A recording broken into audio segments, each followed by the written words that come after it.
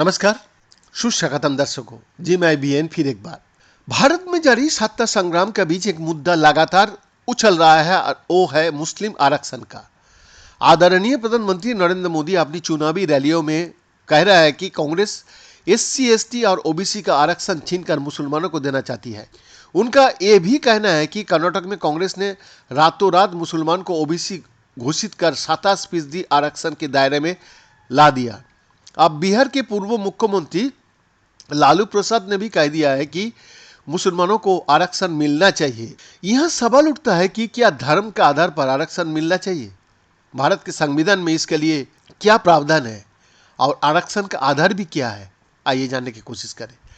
दरअसल भारत की आज़ादी के लगभग 20 साल पहले ही आरक्षण की व्यवस्था लागू हो गया था। अंग्रेजों ने अछूत जातियों के उद्धार के लिए अनुसूचित जातियां नाम से अनुसूची बनाकर लागू की थी।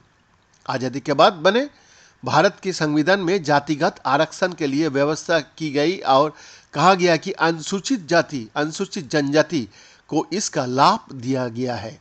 इस दोनों की परिभाषा भारत के संविधान में अनुच्छेद 341 और 342 में दी गई है। वही अनुच्छेद 16/4 पिछड़े वर्ग के लिए भी आरक्षण की अनुमति देता है।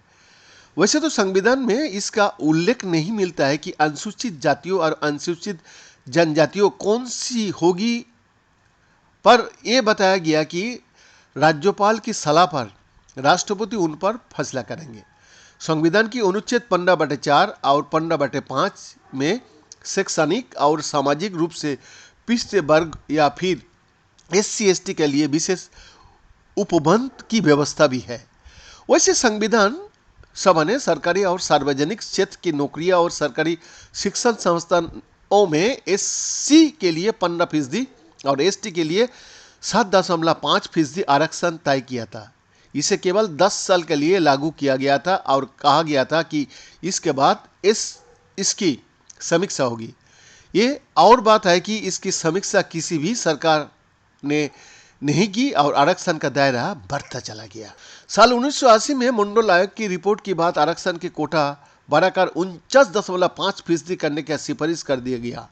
इसके बावजूद इंदिरा गांधी और राजीव गांधी की अगुवाई वाली सरकारों ने इस पर ध्यान नहीं दिया और मामला जिसी तरह था उसी तरह रह गया। बाद में वीपी सिंह की सरकार ने साल 1990 में इसे लागू कर दिया। 3,743 जातियों को ओबीसी में शामिल कर 27% आरक्षण दे दिया गया। 22.5% का आरक्षण पहले से ही एससी एसटी के लिए था ही। इस तरह से आरक्षण 49.5% तक पहुंच गया। मंडल आयोग ने ही मुसलमान समुदाय की कुछ जातियों को भी ओबीसी में शामिल कर लिया था। साल 1992 में ओबीसी आरक्षण को सही बताया गया और इसके बाद भी केंद्र सरकार के शिक्षण संस्थानों में ओबीसी के लिए आरक्षण लागू हुआ। संविधान सभा में आर्थिक आधार पर आरक्षण देने का भी मुद्दा उठा था, पर उस पर राष्ट्रपति और बहुत सारे आदमी सहमति नहीं बन पाया था। हालांकि अब गरीब सवर्णों के लिए भी 10% आरक्षण का प्रावधान किया जा चुका है। यानी एक तरह से हम कह सकते हैं कि आरक्षण का मुख्य आधार जातिगत पिछड़ापनी है। जहां तक धर्म के आधार पर आरक्षण की बात है तो जानकार बताता है कि इसके लिए संविधान में कोई भी प्रावधान नहीं किया गया है।